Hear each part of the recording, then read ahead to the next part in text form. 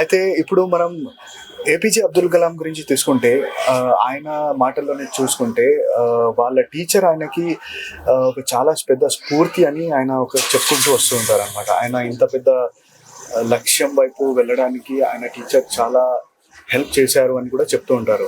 So ఒకప్పుడు అలాంటి teachers ఉన్నవారు, కానీ ఇప్పుడు అలాంటి టీచర్స్ ఉన్నారా? అంటే మంచి టీచర్స్ కరువయ్యారంటే మీరు దానికి మీ స్పందన ఏంటి?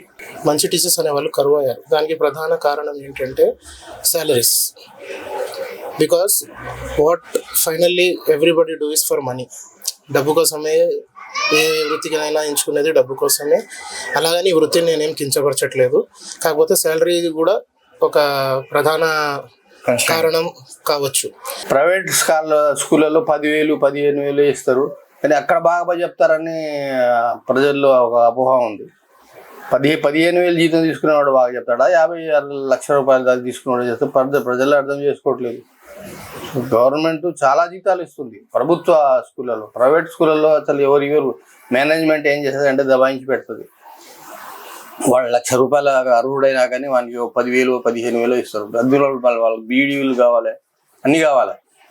అయినా కానీ వాళ్ళు మేనేజ్మెంట్ మంచి టీచర్లను తీసుకోదు.